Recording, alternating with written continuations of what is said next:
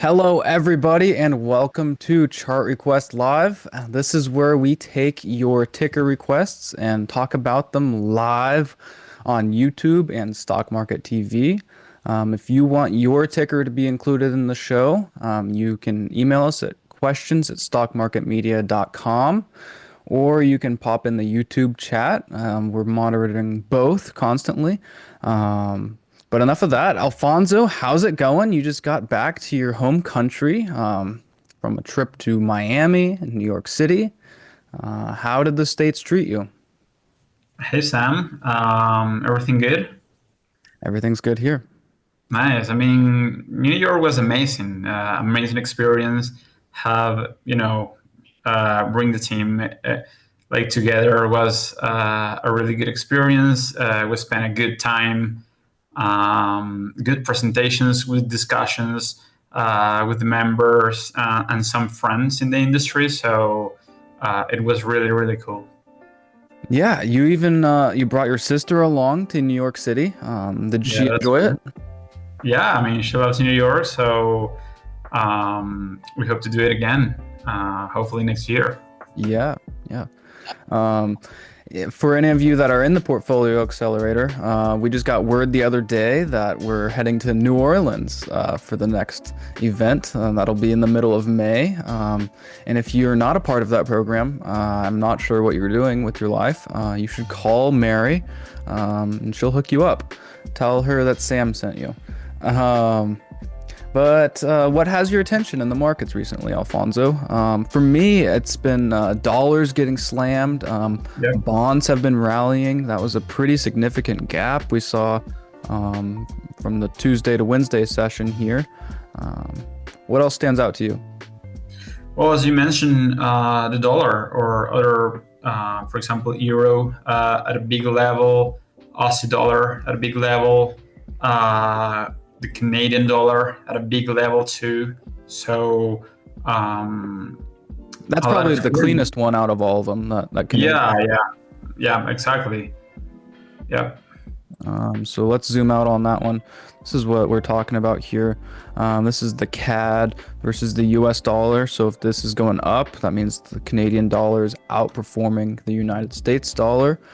And despite all of the headlines out there about Donald Trump ruining their economy with these tariffs, Canada's been digging in here, trying to outperform. So this is something to keep front and center. Um, yeah, anything else? Should we just get right into the mailbag? Well, I have been putting a lot of attention in China's stocks. Yeah, Um, absolutely. You gave a great presentation on that in New York City. yeah, thanks. FXI, it's looking good. It's shaping up. Really nice. I'm trying to come out of a classic reversal base. So I think Chinese equities have my attention a lot lately. For sure. Are any of the stocks standing out to you in particular, or just how do you play it? Is it just FXI? Do you like the I like BABA? FXI right now. Baba looks exactly as FXI. That's Right. still in that range. In that carving out a classic base. If you zoom out a little bit, you will see like the structural trend reversal that Baba and Chinese equities in general are carving out in the past couple of years. Momentum is accelerating to the upside. They have been showing a lot of resiliency lately. So I like Chinese stocks right now. For sure. That's definitely an interesting place to watch going Yeah. forward. It could be the biggest winner in 2025. You saw China outperform the United States in 2024. It didn't outperform countries like Israel or Argentina, but could that happen in 2025? Yeah, and when these stocks go, I mean, they really go. They go wild. So the Yeah. upside potential is huge, even though there is some risk in the country and all that stuff. But from a risk reward perspective, um, yeah, I mean, like a risk reward perspective, they're very juicy right now, in my opinion. For sure. Yeah, I've been watching those too. Let's get into the mailbag, Alfonso. Yeah, let's do it. So today, I mean, Hansen asked us to take a look to Citigroup, 6 months time frame. Let's see what do we have here. How I learned it is this is the shitty bank, not the Citibank. That quote But has it's looking treated good. me well. It's looking good, man. It is, yeah. So these Fibonacci retracements from this great financial crisis collapse don't come into play for quite some time. Yeah. Citigroup fell about 98% during the great financial crisis, peaked in about Q1, Q2 of 2007, bottomed around the same time in 2009. So I think it's as simple as if it's above 80 or 82, if you want to be exact, Yep. you can be long with a target of this 225. Is there anything more to it than that? I mean, for me, it's really that simple. Like Yeah, that's I a mean, big move for a shitty bank, but there's not much price history at these levels here, so all the time we see these pockets get filled very quickly. yeah, I mean, and we're talking about like a long decade reversal formation at the end of the day. This is like the third or fourth attempt that it's trying to break out above 82. I think if we get that breakout and we get some follow through in the next couple of days and weeks, definitely the path of this resistance shift higher. That's for sure.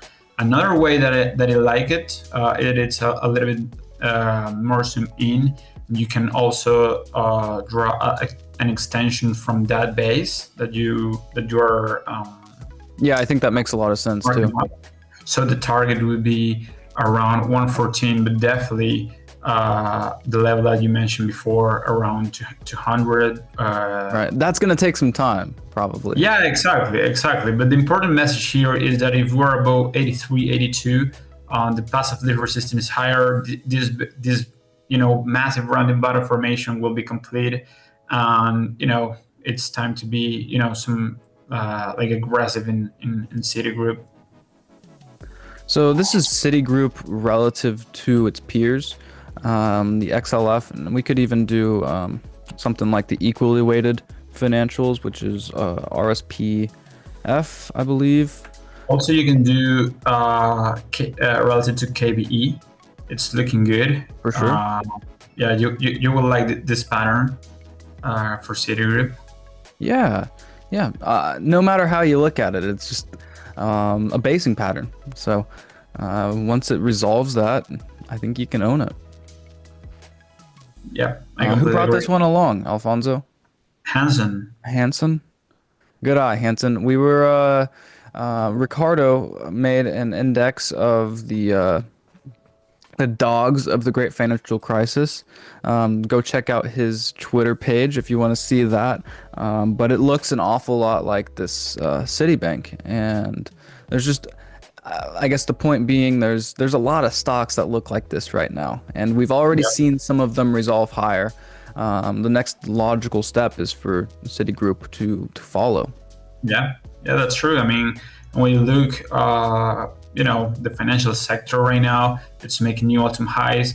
One chart and one theme that I think it's very important, regardless to the banks, is European banks pricing against new 52-week highs. If we look at the index, we don't have it here in TradingView, but if we look at the Dow Jones European Financials Index, it's hitting its highest levels since the financial crisis. So, I mean, how bad could things be if these banks are, breaking out to its highest levels in more than a decade, right? For sure. Well said. How bad can things be? And that chart that you're showing, yeah, it's beautiful. It's beautiful. If we get that breakout on this monster base, we have bull market for longer. Yeah, for sure. These are some of the worst companies in the world. So if they're making new highs and resolving massive bases.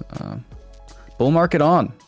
Doesn't Yeah. matter what other sectors are doing. If semiconductors continue to struggle, I think they can do that for another 12 months. You know, who cares? Yeah, it's It's hard for sector me rotation. to. Yeah, exactly. It's sector rotation, and for me it's hard to to think that the world is coming to an end and the economy it's falling apart if banks are breaking out of this monster base. For sure. For sure. Well, are you ready to move on, Alfonso? Yeah, let's take a look at some tickers from the chat. Joshua is asking us about AMSC. Oof, let's take a look at that one. Okay. So this is the American Superconductor Company, up 32% today. Wow. Just about $1 billion in market cap. Yeah, Says they're in the business of megawatt scale power solutions. I have no idea what that means. Sounds cool though. It's an industrial company, 1.3 billion market cap. If you zoom out, yeah, exactly. Yeah, look that big level, and very similar to to Citigroup at the end of the day, a big collapse from 2008 highs, 2007 highs, and a lot of time and a lot of years of carving out a trend reversal. We're right now breaking out above this polarity level around 31 or so. Yeah, 30, 31. Let's call it that. So for me, as long as we're above that polarity level, the bias now is higher.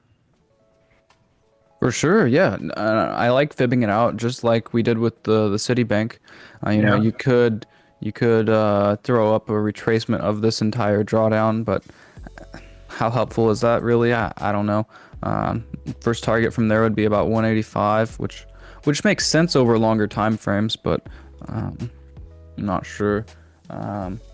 It looks like Joshua brought along a time frame of 3 to 6 months, so he's probably not interested in holding it that long. So yeah, this is probably the way to mark it up here. Yeah. Yep. That's another way to do it. Yep. I like it. So long above 31, call it 32. That'll get you to $50. That's a pretty nice trade. So that's about a little over 50% upside. Let's look at the momentum. Let's get rid of the PPO there. Just look at the RSI. So the weekly doesn't look great, and daily also doesn't look extraordinary. Let's look at this relative to. Do you look at it relative to the S&P, the SMH, the XLI? Yeah, What's its peer group? Yeah, let's do XLI. It's an industrial company, but also we can do it relative to the broader market. We can do both at the end.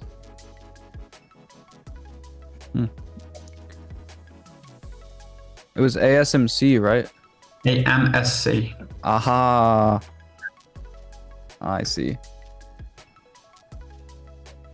AMSC. There it goes. Yep. Cool. Nice.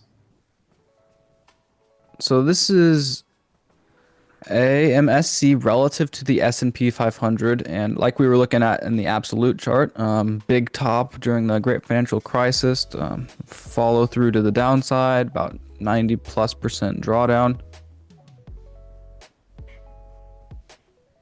Yeah, the same setup on a relative basis, right? On an absolute basis, we're breaking out right now, and we're very close to do it on a relative basis. So I wouldn't be surprised to see this relative trend to continue higher and complete this reversal pattern. Now that's some of the best confirmation you can get. Exactly. Breakout in absolute terms would be a breakout in relative terms here. So I would love to see that if I was buying the stock.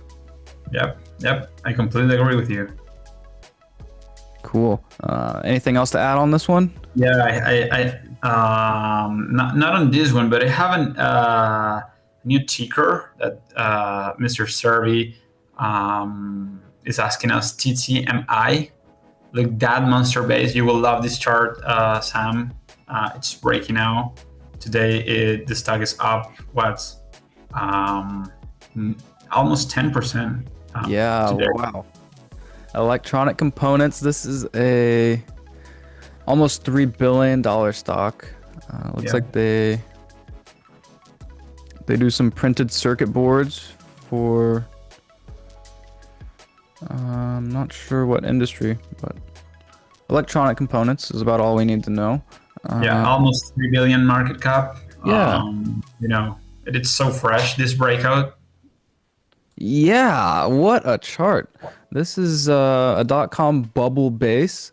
This is one of our favorite patterns in the market. It's not every day that you see one of these resolve, so this is pretty exciting to see. You can depends on your time frame, Mr. Zerby, but you could fib out this drawdown from the dot-com bubble. So that was about, let's see, 95%. That was a severe drawdown. A lot of bag holders there. So to reclaim that level is very, very meaningful. And so yeah, if you want to fib out that range, you can target about 41. Either way you look at it, the base breakout level is about 25 and a half. Suppose you could use this range over here as well for a target. Conveniently enough, the first extension level happens to coincide with the breakout level from the dot-com bubble. So that's interesting. And I also really like how the peak in the price coincides with the IPO price. Yeah. That's something we talked about in New York time and time again, just how powerful it is when price breaks out. Or breaks down if you're a short seller. Yeah, exactly. But that IPO price is just extremely significant. So yeah, just to make this chart even better, I love this one. I don't really have much else to add. I suppose we could look at TTMI relative to the S&P. Yeah, let's take a look at the relative trend. But the bigger the base, the higher in the space at the end of the day. That's so true. It's so true. Let's see. So we're working on about 7-year highs today. We're getting some pretty good fade in the intraday chart here. So is this an earnings gap? I presume. Yeah. So that's a classic move. You hear Kenny Glick talking about fading the rips and buying the dips all the time on an intraday basis, but that's a classic day trader's pattern there. And you're seeing that in real life here. Yeah, it's looking good. It's looking good. Yeah. What else do we have, Alfonso? Let's see. Calling, asking us about Cava. So, I've never ate at the Cava. Have you? No. I've heard it's good. I had Chipotle the other night. I've heard that Cava is similar to Chipotle. For what it's worth, but this is really how I see it. This is so you IPO'd back in June 2023. You got a little pop, and then you had a nice drop, about 50%. So that is the range I am fibbing out here. And you can see we consolidated above there in May, retested it. July and August 5th was the ultimate capitulation before another rip higher. Once again, we're finding resistance at a key extension level.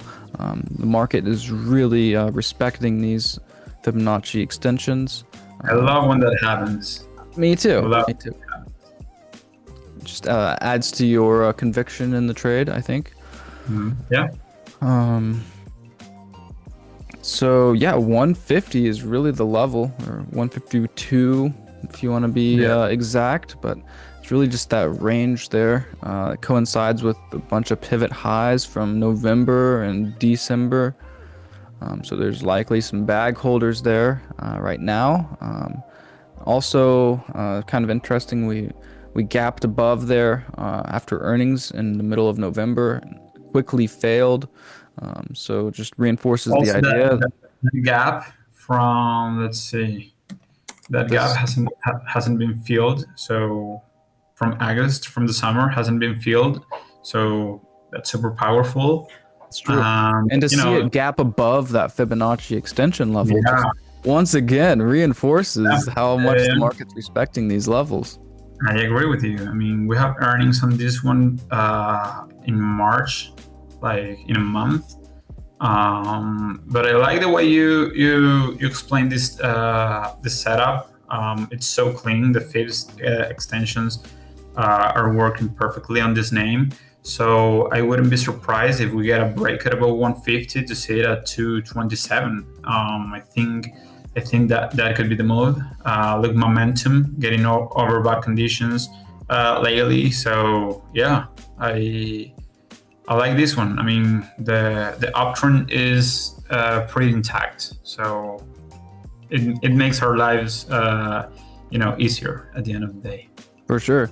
Now, do you think this one's just a wait and see until earnings? Like, probably gonna be in this range until then. Right. I wouldn't want to bet on a breakout before then. I mean, it depends. I mean, we have some times, but it needs to break out like now, basically.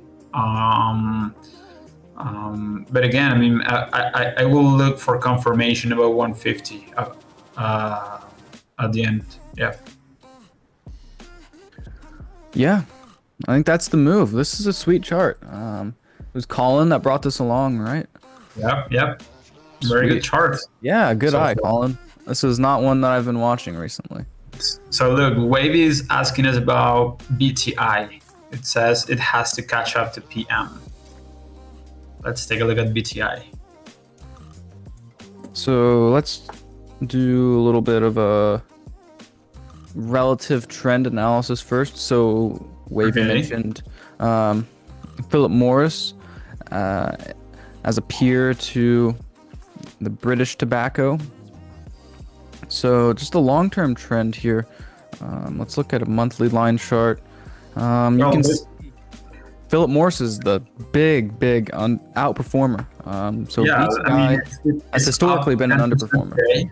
It's up 10% today due to earnings. That chart looks amazing.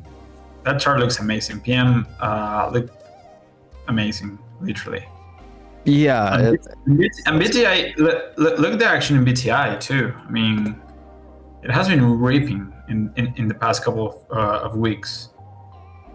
So it makes sense for both of them to trend in the same direction, Philip Morris is rallying big on its earnings report today. So BTI has earnings next week, I believe. So it would make sense for those earnings not to suck and for the market to react positively to them.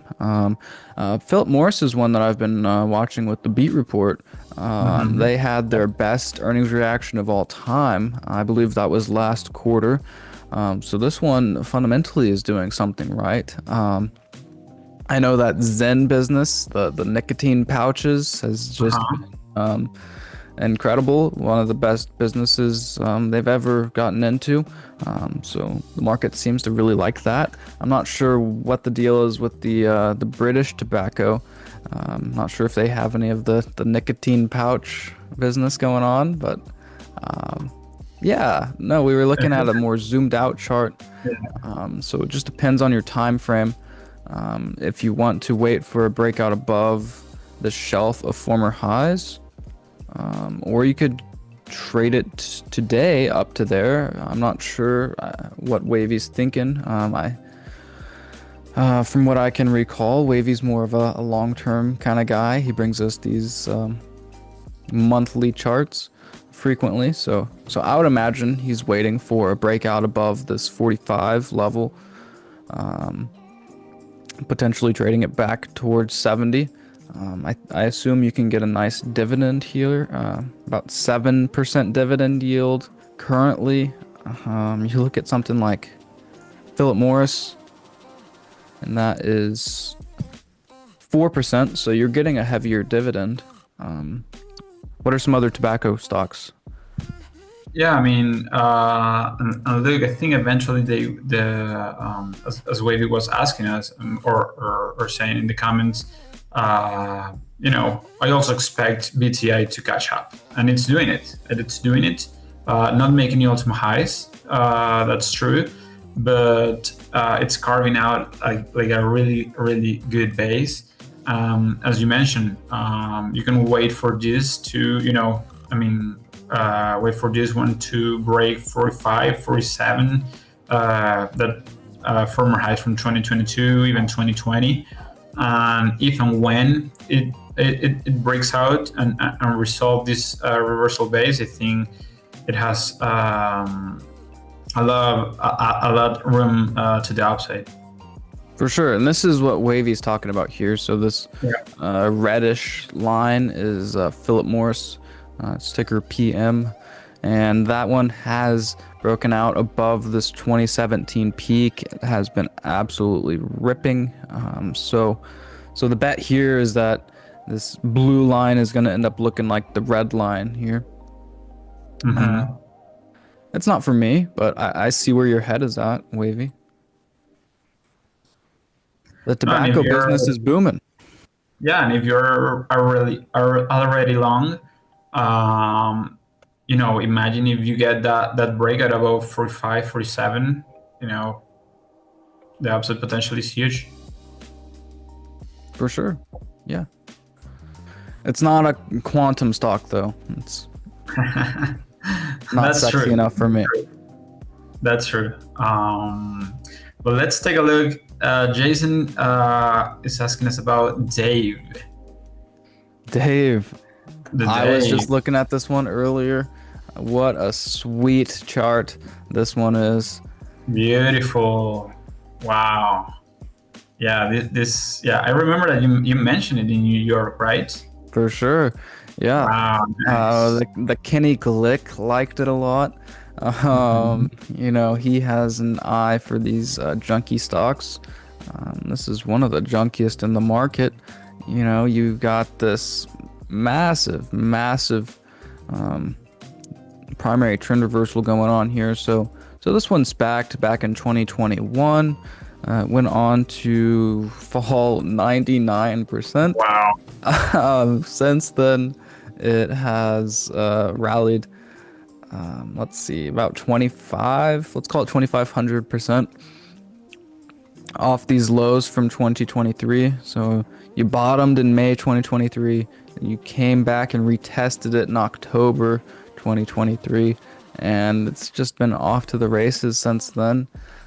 This earnings gap from last quarter, mind you, came on the heels of mixed results. They missed their earnings per share by quite a wide margin, but the stock still rallied about 44% into this tight consolidation. And today it's resolving higher with a little bit of a gap. So we love to talk about the gap and go pattern. You rally into resistance and then you gap through it. That is just the market telling you loud and clear that this one is embarking on a fresh leg higher. Look, and the setup itself, I mean, huge earnings reaction the past quarter, and since then the stock has been consolidating in a tight range. Buyers building some fuel for the next leg up, and today it's breaking out almost 7% up, and this one, it has a lot of potential, so I like this one. I like this one. For sure. Earnings are in a little bit over a month. Looks like March 11th. So that's definitely going to be something to watch. It rallied 44% last quarter after its earnings. So will we see another huge reaction like that? Who knows, but it's Yep. certainly possible. But yeah, I think the trade is you can own as much as you want above 108 and a half. I think these Fibonacci extension levels would be logical places to find some sellers in the short term. So I'm looking at 128 first and then 159 after that. But Yeah. sky's That really the makes limit with this one. I think the really the big target is this SPAC price, maybe this price from February 2022. It could potentially 4-5x from here. Yeah. Yeah, I like it. I like the way it's shaping up and the way it looks right now. Me too. This is one of my favorites in the market. Yeah, I completely agree with you. And it's in the financials. You love to see that. This is kind of like this is fintechy, I believe. Short interest of 14.5% too. Yeah, So, that's just the cherry on top here. exactly. Yeah, As if this chart wasn't enough for you. yeah, exactly. Yep. I Sweet. completely agree. What else do we have, Alfonso? Anything? Yeah, let's finish with, let me see the chat. Do you want to talk about, let's do real quick TPX and KC, because I know we like the KC and we have been mentioning this. I just want to talk about the KC. So yeah, let's do it. So this is my favorite Chinese stock. It has been the best performing, and I am a trend follower at heart. So I want to bet on this trend continuing, and I think the market has given me no reason to doubt that this one will continue outperforming. So what we have here is a massive drawdown, like we were just looking at with a lot of the stocks today, really. Massive 97% drawdown into a Kardashian bottom. So you have one butt cheek right here, butt cracks right here. So this is really where you wanted to get long, but you have your second butt cheek right here, and boom, base breakout in December, follow through in January, and then you started February with a gap. So this one is really just accelerating to the upside. So if you missed this breakout at $10 or $9, depending on how Probably you... from the all-time highs. Yep. It coincided with that resistance level that you mark up. So beautiful chart, beautiful setup. This is really clean. Yep. It's kind of late at this point if you're not involved. It's kind of just in the middle of no man's land. So it's hard to define risk here. It could easily fall back and fill this gap, and that would be nasty. You'd be top ticking it, and you'd end up being down 25%. So personally, I wouldn't buy this here today. But if for some reason this one were to throw back towards that $10 level, I think that would be bought up pretty aggressively. That was really a solid level of resistance back in 2023. So how I learned it is former resistance turns into support. So if you get that, you buy it with a target of 30. If you're long already, the first target's 30.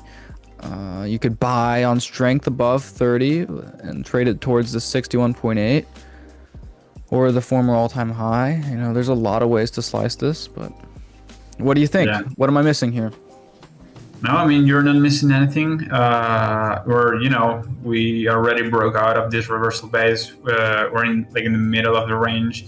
between the breakout level and a potential target or level of some pause around 30. So, you know, I think this one eventually will end up making new all-time highs. I don't know if this year, but it's looking so good.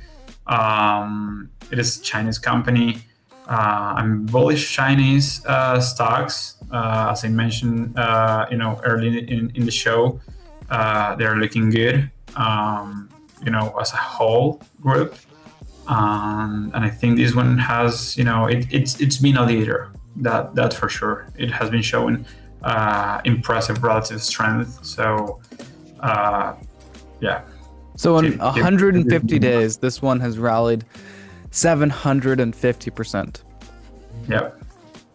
That's pretty awesome. So that's how is some Chinese stocks do. That's what they do. They're wild, and when risk enters to the market in the Chinese stocks, it's normal to see these kind of behaviors. So even stocks like Alibaba don't move like this, though. Yeah. That's kind of the poster child of Chinese equities, but it's really not that great of a vehicle. You have, let's see, if you bought it here today and sold it at all-time highs, you'd have about 200%. That doesn't really get me excited. I'm looking for a 7x in 150 days, like the KC offers. But yeah, how about TAL? let's look at it. Yeah, I mean, that one's setting up really nice too. I think you can buy it above those pivot highs, eventually sell it at that shelf of former highs from the last cycle. That's a good risk-reward profile. For sure. Look at this trend from 2012 to 2020, 2021, 7,000%, a little less than a decade. This thing's a beast. Yeah, man, that's amazing. Let's wrap it here, Alfonso. This was a great show. Thank you, everyone in the chat. I see you, Joshua, Zerby, Colin, Wavy, H-Chan, all of you. Thank you for being here. We really appreciate you. If you want us to get to your ticker for sure next time, do not hesitate to email us at questions@stockmarketmedia.com. We will be sure to get to your ticker next time. Catch us next Monday here, same time, same place, and we'll do it all over again. Have a good weekend, everybody. And go Chiefs! Nice. Yeah. Go Chief. Yeah, Alfonso.